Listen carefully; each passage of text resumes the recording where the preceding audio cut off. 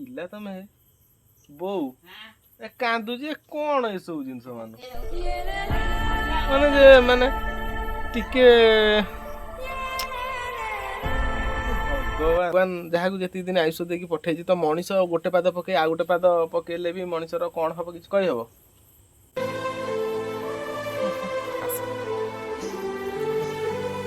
ଚାଲ ଯିବା ଚାଲ ଟ୍ରଷ୍ଟ ନିଅ। କଣ ପାଇଁ ଏମିତି ମନ ଦୁଃଖରେ କାହିଁ ବସିଛ? ଦେଖୁନ ଭାଇ କାମ ସରିଲା ପରେ ଗୋଟେ ଗୋଟେ କାମ ଲାଗୁଛି ଆଉ। ତ ସାଙ୍ଗମାନେ ଟାଇମ୍ ଆସି 7ଟା 15 ତ ଆମର ମିସ୍ତ୍ରୀ ଭାଇ ଆଜି କାମ କରି ଗଲେ ଏଠୁ 6ଟା ହେଇଗଲା। ତ ଗୋଟେ କାପ୍ତା ଚଢ଼େଇଟି ତାର କଣ ହେଇଛି ଦେହଟି ଖରାପ କଣ ସେ ଆସିକି ଆମର ଏଇଠି ପଶି ଯାଇଛି ଏଇ ଜାଗାରେ ପଶି ଯାଇଥିଲା। ସେ ଆଇଦର ତାକୁ ବିରାଡ଼ି ଆଣିଥାଉ ନଚେତ୍ କଣ କାମ ବିରାଡ଼ି ତ ଆଣିଥିବ ମୁଁ ଯାହା ଭାବୁ ଆଣିଛି କିନ୍ତୁ ସେ କାପ୍ତାଟି ବଞ୍ଚିଛି। ହେଇବା ତାକୁ ସୁନ୍ଦରୀ ଆଣିଛି। ବିରାଡ଼ି ଆଉ ତାଙ୍କର ତ ଆହାର ସେ ଏମିତି କରିବେ କିନ୍ତୁ ଯେହେତୁ ଜୀବନଟି ଅଛି ତାର ସବୁଦିନ ମୂଷା ଆଣି ଖାଉଛି। ତ ବିରାଡ଼ି ତାଙ୍କର ଆହାର ହେଲା ଚଢ଼େଇ ମାରିବେ ମୂଷା ମାରି ଖାଇବେ। ତେଣୁକରି ମାରିକି ଆଣିଥିବ ଆମ ଅଜାଣତରେ ମାରି ଦେଇଥିବ ଖାଇ ଦେଇଥିବ ଅଲଗା କଥା କିମ୍ବା ମାରିକିରି ନେଇ ଆସିଥିବ ସେଇଟା ଅଲଗା କଥା। ତ ଯେହେତୁ ସେ ଆକୁ ଆଣିଛି ଏ କାପ୍ତା ଚଢ଼େଇଟି ବଞ୍ଚିଛି ତ ତା ପାଇଁ କଣ ଏବେ କରିବା ପାଇଁ ପଡ଼ିବ। ତ ମାନୁ ଏବେ ବହୁତ ଚିନ୍ତାରେ ଅଛନ୍ତି। ତେଣୁକରି ତାଙ୍କୁ କଣ କରିବା କୁହ? ଯାହା ଲେଙ୍କାକୁ ଫୋନ୍ କରିଥିଲି କହିଲେ ମେଡ଼ିସିନ ଦେବି ନନାଙ୍କୁ ପଠାଅ ପଟି ଦେବି ବାନ୍ଧିଦେବ ଭଲ ହେଇଯିବ ଗୋଡ଼ ପଟି ଥିଲା ବାନ୍ଧି ଦଉନୁ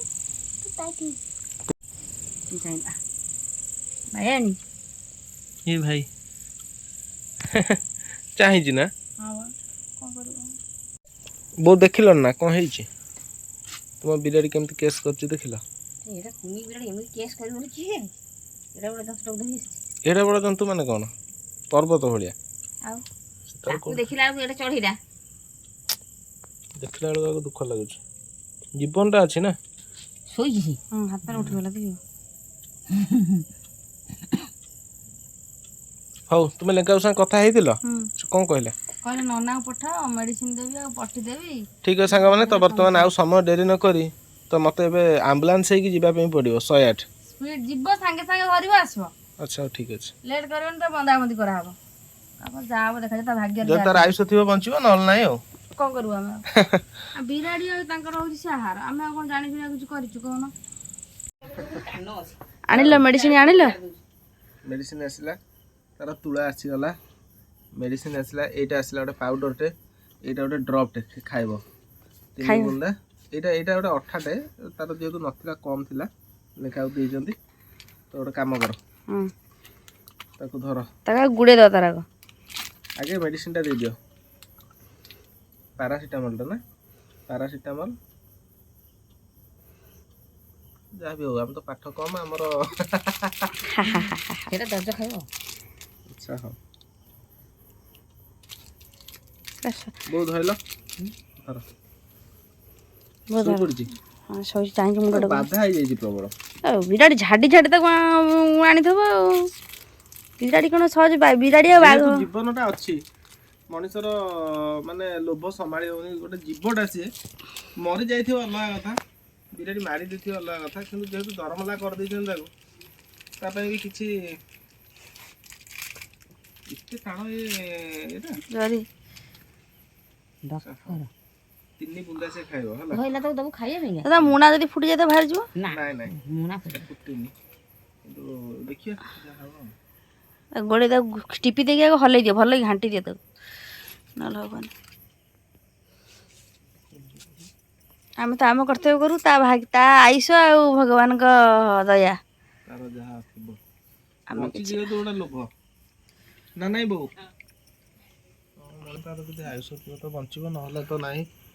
କଣ ଭଲସେ କରିବା ମୋ ବୋଉ ଚେକା ମାଲି ପକେଇ ବସି ପଡ଼ିଲା। ନାଇଁ ତାର ସେ ହବ ନଜର ନାହିଁ ସେ ନଜର ଥିଲେ ଝାମ୍ପି ନିଅନ୍ତାଣି ତାର ନଜର ନାହିଁ। ଆରେ କଣ ଗୋଟେ ବଞ୍ଚିଛି ଜୀବନଟା ଅଛି ଗୋଟେ ସବୁ ଅଛି ତାର ମଣିଷ ଜୀବନରେ କିଛି ନାହିଁ। ମଣିଷ କଣ ପ୍ରତ୍ୟେକ ଜୀବଜନ୍ତୁ ଶୁଣ ଭଗବାନ ତାଙ୍କୁ ପାଦ ପକେଇକିରି ଆଉଟା ପାଦ ଉଠେଇଲା କେତେ 3 ବୁନ୍ଦା ବା ଏତେ କାହିଁ ନଉଛ? ତାକୁ ବୁଝି ଦେଇକି ରଖିକିରି ଆସ ଢାଳି ହେଇଯିବ ନହେଲେ। ପାଦ ପକେଇକି ଆଉ ଗୋଟେ ପାଦ ମୁଁ କହୁଥିଲି ତା ପେଟଟା ଆଗ ବାନ୍ଧି ଦେଇକି ପଛରେ ଦେଇଥିଲେ ନା ଦବ କି ନା ଥଣ୍ଡାରେ। ଧରି ପକେଇକି ଖଣ୍ଡେ ହେଇଛି। ହେ ପ୍ରଭୁ ଭଗବାନ ଆମକୁ ସାହସ ଦିଅ ତାକୁ ଟ୍ରିଟମେଣ୍ଟ କରିବାକୁ। କପଡ଼ା ସଧର କପଡ଼ା ସଧର। କପଡ଼ା ଶୁଖେଇ ଦରକାର ନାହିଁ। ଦେଖ ଆଗରୁ ଆଗରୁ ଥଣ୍ଟ ଇଏ କରିବା ଧରିଆ ଖାଉଛି ଖାଉଛି ଖାଉଛି ଖାଉଛି ଟିକେ ଟିକେ ଖାଉ ପଛେ 2 ମିନିଟ୍ ଲାଗୁଛି ସେ ଖାଉ କିନ୍ତୁ ତା ପାଟିଟା ଦାନ ଲାଗେ। ଖାଉଛି ଖାଉଛି ହୁଁ ରହ ରହ ମୁଣ୍ଡ ଧରିଛି। ତମେ ଦିଅ ଆଗରୁ ଏଇଟା ମୋଟାଳିଆ ଅଠାଳିଆ ଲାଗୁଛି ନା। ଅଠାଳିଆ ଏଇଟା ମାନେ କ'ଣ କହିଲ ଏଇଟା ଯେଉଁ ଜିନିଷକୁ ଖଣ୍ଡିଆଟା ହେଇନି ସେଇଟା ବାନ୍ଧିବ। ଥାଉ ଆଉ ନାହିଁ ଶୋଇଦେଲେ ଢଗିବ ସିଧା ପଟକୁ ପଳେଇବ ତାର। ହଁ ସେମିତି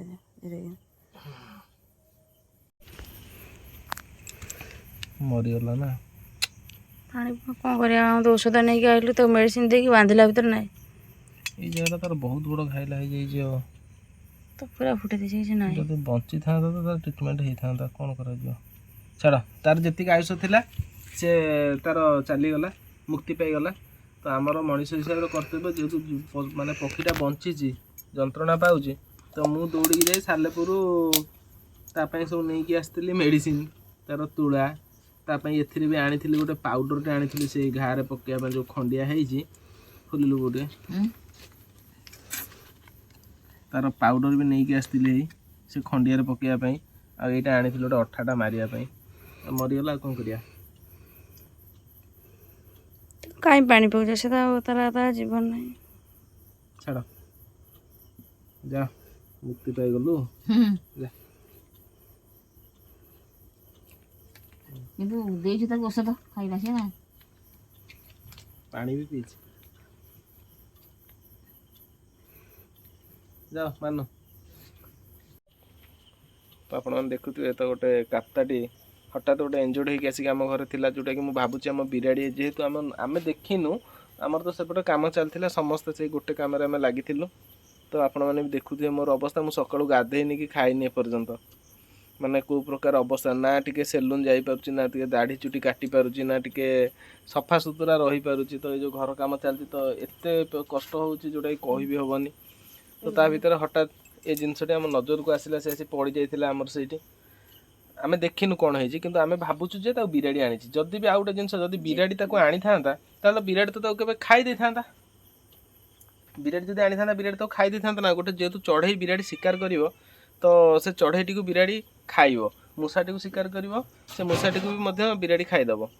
ତେଣୁକରି ଯଦି ଆକୁ ବିରାଡ଼ି ଆଣିଛି ତାହେଲେ ତ ବିରାଡ଼ି ଆକୁ ପୁରା ମାରିକିରି ଖାଇ ଦେଇଥାନ୍ତା।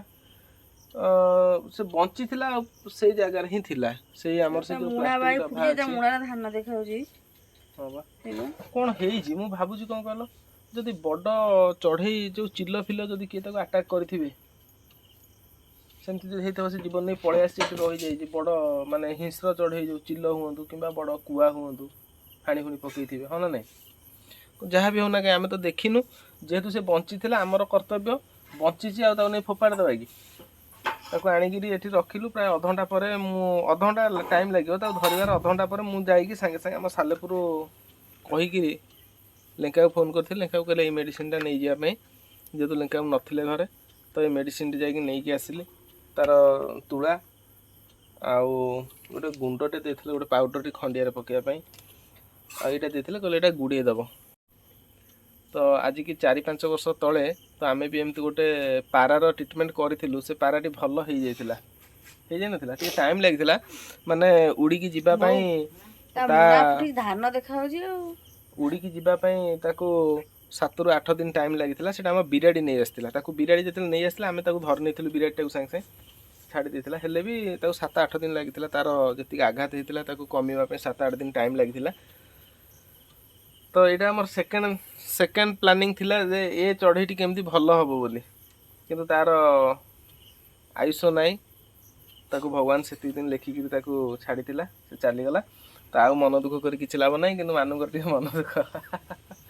ମୋତେ ସିନା ହସ ମାରୁଛି କିନ୍ତୁ ଦୁଃଖ ଲାଗୁଛି ଯେହେତୁ ଗୋଟେ ଜନ୍ତୁଟେ କିନ୍ତୁ ଇଏ ଟିକେ ମାନେ ପଶୁପକ୍ଷୀଙ୍କ ଉପରେ ଆଙ୍କର ଟିକେ ସବୁବେଳ ପାଇଁ ଟିକେ ଥାଏ ନଜର ଯେ କ'ଣ କେମିତି ଛାଡ଼ ଆଉ ମନ ଦୁଃଖ କରିବା ନାହିଁ, ଯାଅ ତାକୁ ନେଇଯାଅ ଥୋଇଦିଅ କେଉଁଠି। ଚାଲ ତାକୁ ସେଟା ନେଇଯାଅ ଗୋଟେ କୋଉଠି ଥୋଇଦେବା ଆଉ। ନାଇଁ ମ ଆଉ ନାହିଁ, ସେ ମରିଗଲାଣି, ଜୀବନ ନାହିଁ। କାହିଁ ମନ ଦୁଃଖ ଭଗବାନ। ଆରେ ମଣିଷ ଜୀବନ ଆମେ ମଣିଷ ଯେହେତୁ ଆମେ ମଣିଷ ଜନ୍ମ ହେଇଛେ, ଆମ ଲାଇଫରେ ଏମିତି କେତେ ପ୍ରକାର ଜୀବଜନ୍ତୁ ଖଣ୍ଡିଆ ଖାବରା ହେଇକିରି ଆସିବେ। ସବୁ ଜିନିଷକୁ ନେଇକିରି ଆମେ ତ ଏତେ ଇଏ ହେଇପାରିବାନି ନା। ଆମର ଯେତିକି ଚେଷ୍ଟା ଆମେ କରିଛେ ତାର ଆୟୁଷ ନାହିଁ, ତାକୁ ଭଗବାନ ସେତିକି ଦିନ ଆୟୁଷ ଦେଇଛି। ସେ ଆସିବ ଆମରି ଘରେ ପହଞ୍ଚିବ, ଆମକୁ ଅଧଘଣ୍ଟା ଘଣ୍ଟାଏ ଟିକେ ମନ ଦୁଃଖରେ ପକେଇବ, ଆଉ ଆମେ ବି ତାର ସେବା କିଛି କରିବାର ଆମର ବି ଲେଖା ଅଛି ଆଗରୁ, ମାନେ ଭଗବାନ ଲେଖିଦେଇଛି ଯେ ସସ୍ମିତା ମିଶ୍ର ଜଗା ମିଶ୍ର କିଛି ତାର ସେବା ନେବା କରିବେ। ଷଣ୍ଢର କରୁଥିଲ, କୁକୁରଙ୍କର କରୁଥିଲ, ବିରାଡ଼ିଙ୍କର କରୁଥିଲ, ବରଂ ଆର ବି କଲ। ତେଣୁକରି ମନ ଦୁଃଖ ନ କରି ଚାଲ ତାକୁ ନେଇକି ଚାଲ ପକେଇ ଦେଇ ଆସିବା। ଆଉ କ'ଣ କରିବା ଯେ,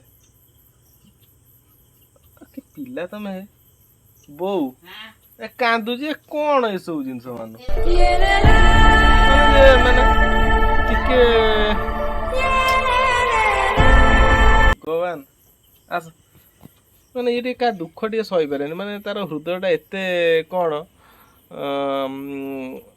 ଭଗବାନ ତାକୁ ଏତେ କୋମଳ ହୃଦୟ ଦେଇଛନ୍ତି, ସେ ମାନେ କାହା ଦୁଃଖଟାକୁ ସେ ସହିପାରିବନି। ଚାଲ ଭାଇ, ମଣିଷ ମଧ୍ୟରେ ଯେମିତି ଜୀବନଟେ ଅଛି, ଯୋଉ ଟିକ ଜୀବନଟା ପାଇଁ ମଣିଷ ବି ବଞ୍ଚିଛି, ସେମିତି ଆଙ୍କ ଠାଇଁ ବି ସେମିତି ଟିକେ ଟିକେ ବି ଜୀବନ। ସେଇ ଜୀବନ ଆତ୍ମା ସମସ୍ତଙ୍କର ଗୋଟାଏ। ସେ ଚଢ଼େଇ ହଉ, କାହାର ମଣିଷ ହେଇଛି ତାର ଗୋଟେ ବଡ଼ ଜୀବନଟା ହେଇଥିବ, ଏ ଚଢ଼େଇଟା ତାର ଗୋଟେ ଛୋଟ ଜୀବନ ହେଇଥିବ, ସେମିତି କିଛି ନାହିଁ। ଜୀବନଟା ସମସ୍ତଙ୍କର ହିଁ ସମାନ। ତେଣୁକରି ଯାହାକୁ ଯେତେବେଳେ ଭଗବାନ ଯାହାକୁ ଯେତିକି ଦିନ ଆୟୁଷ ଦେଇକି ପଠେଇଛି, ତ ମଣିଷ ଗୋଟେ ପାଦ ପକେଇ ଆଉ ଗୋଟେ ପାଦ ପକେଇଲେ ବି ମଣିଷର କ'ଣ ହବ କିଛି କହିହବ?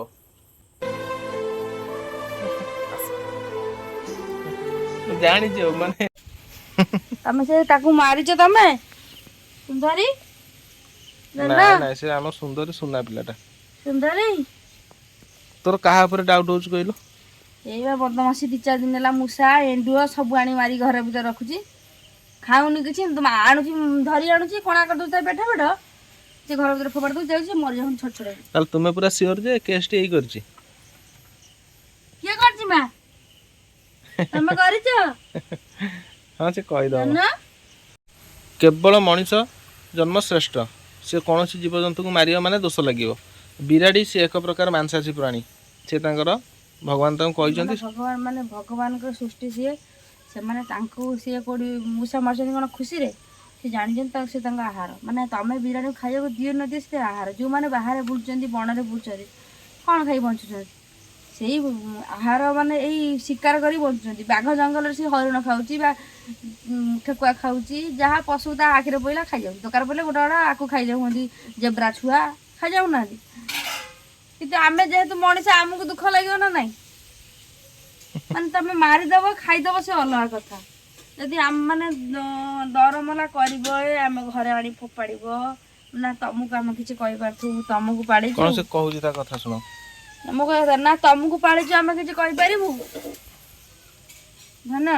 ନା ତମକୁ ପାଳିଛୁ ଆମେ କିଛି କହିପାରିବୁ ନା, ତା ଦୁଃଖ ଦେଖିପାରିବୁ? କ'ଣ କରାଯିବ?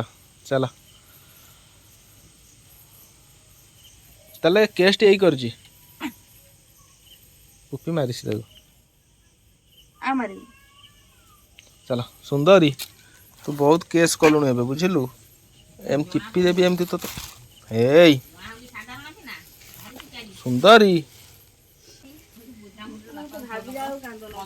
ଦିଅ ଚାଲ ତାକୁ ନେଇକି ଚାଲ ପକେଇଦବା।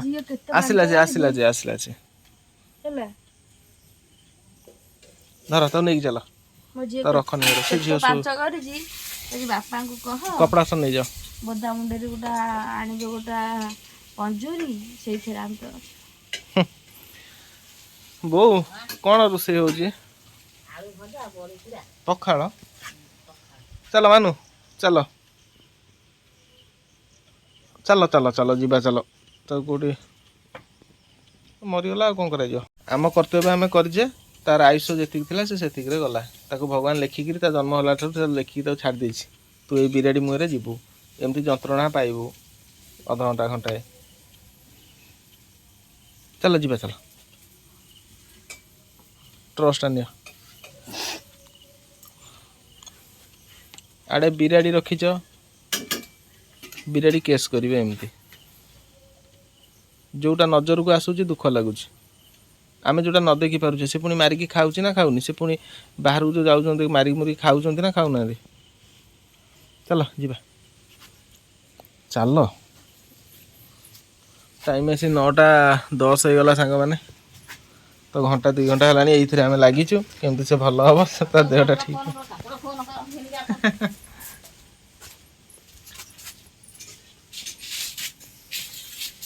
चल नहीं जा तो सेपट को पकई दियो आउरी जनार शुई धामुली धामुली उड़ सब आम घर जेतिक आसिक पहुँचुंट सब गोटा गोटा जनार नुहे